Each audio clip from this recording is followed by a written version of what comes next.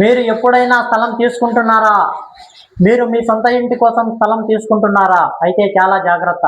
ఎందుకు నేను ఈ విషయం చెప్తున్నా అంటే, మీరు కొత్తగా స్థలం తీసుకునేటప్పుడు కానీ, ఒక ఫ్లాట్ కొనేటప్పుడు కానీ, ఒకటికి 2 సార్లు ఆలోచించి మీరు స్థలం తీసుకోవాల్సి ఉంటుంది.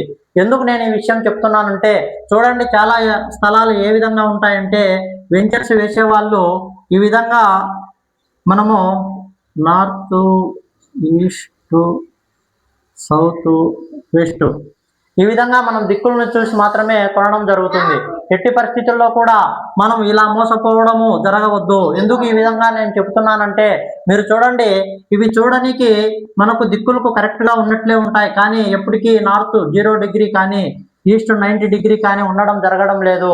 చాలా దిక్మూడాలు. కానీ ఒక స్థలము కనుక మనం ఫ్లాట్ తీసుకునేటప్పుడు టిల్ట్ అయ్యే విధంగా ఎప్పుడు కూడా ఉండద్దు. అంటే నేను చెప్పే విషయము ఈస్ట్ కానీ లేదా ఆగ్నేయ ప్రాచి కానీ ఈశాన్య ప్రాచి కానీ మీకు తెలియకపోవచ్చు. ఒక స్థలం చూడండి ఏ విధంగా తిరిగి ఉంటుందనేది నేను చెప్తాను ఇప్పుడు. ఒక స్థలము ఈ విధంగా ఎప్పుడైనా సరే టిల్ట్ అయ్యి ఉండకూడదు. ఎట్టి పరిస్థితుల్లో ఈ విధంగా టిల్ట్ అయి ఉన్నప్పుడు మనము ఇందులో ఇల్లు నిర్మించుకున్నప్పుడు ఉచ్చ స్థానాలు నీచ స్థానాలు అనేటువంటివి చాలా రీతిలో దెబ్బతింటాయి. మనము చూడండి, మధ్యస్థానం కనుక ఇది ద్వారం ఇచ్చినట్లయితే ఇది తూర్పు ఆగ్నేయంలో పడి నీచ స్థానంలో పడుతుంది.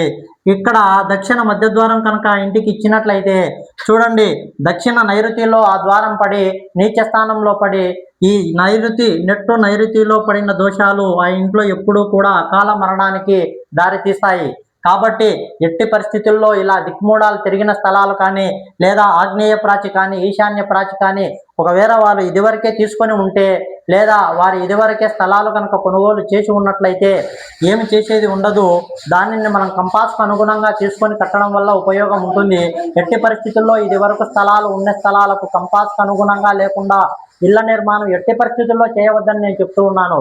ఖచ్చితంగా మీరు ఇల్లు నిర్మాణం చేయనీకి కొత్త స్థలం కొన్నట్లయితే ఖచ్చితంగా 1-2 తూర్లు ఈ విధంగా మనం డిగ్రీలను చూసుకొని ఖచ్చితంగా కంపాస్కు అనుకూలంగా ఒక ఫ్లాట్ కొనడం ద్వారా ఎంతో ఉపయోగం జరుగుతుందని నేను 1-2 సార్లు తెలియజేసుకుంటున్నాను.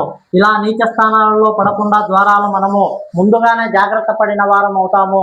తర్వాత ఇబ్బందులు పడితే ఎవరు ఇబ్బందులు తీర్చలేరు. కాబట్టి మనం కొత్తగా ఫ్లాట్ తీసుకునే వారికైనా సరే లేదా ఇది వరకు ఉన్నవారు అయినా సరే కంపాస్కు అనుగుణంగా మాత్రమే స్థలాలు డిగ్రీలు చూసుకొని ఆ ఇళ్ల నిర్మాణం జరగాలని నేను కోరుకుంటున్నాను. వాస్తు అడ్వైజర్తో ఒక సలహా తీసుకుంటే బాగుంటుంది.